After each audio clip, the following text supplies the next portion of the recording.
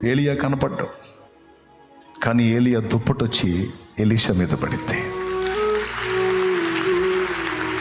ఆ దుప్పటి తీసుకొని యోర్దాన్ నది దగ్గరికి వచ్చి ఆ దుప్పటి తీసుకొని యోర్దాన్ నది మీద కొట్టి, ఏలియా దేవుడు ఎక్కడా అంటాడు. ఎక్కడా అంతే, యోర్దాను 2 పాయలుగా విడిపోయింది.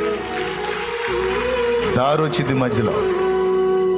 బిడ్డలారా, నాయకులారా, అలాంటి మనసుని సాధన చేయాలి. నా తండ్రి నిన్ను విడవనే విడవను, అప్పుడు కృతార్థులు అవుతారు. మీకు తెలుసా, ఏలియా చేసిన దానికంటే 2 ఎలీషా చేశాడు. ఇంకా చెప్పాలంటే ఎలీషా చనిపోయిన తరువాత ఆయన ఎండిపోయిన ఎముకలు కూడా చచ్చి నుండి బతికిచ్చినాయి. ఆ ఎముకల్లో కూడా అగ్ని ఉంది. ఎండిపోయిన ఎముకల్లో కూడా ఒక చచ్చి నుండి బ్రతికించగల శక్తి, అభిషేకం దేవుడు ఉంచాడు. అంత కృప పొందాడు ఎలీషా. అలాంటి పట్టు ప్రతిష్ఠితులయ్యేవాళ్ళు, అభిషేకం పొందేవాళ్ళు, దేవుని సేవకు సిద్ధమైన వాళ్ళు కలిగి ఉండాలి. అలా ఉంటే ధన్యులు.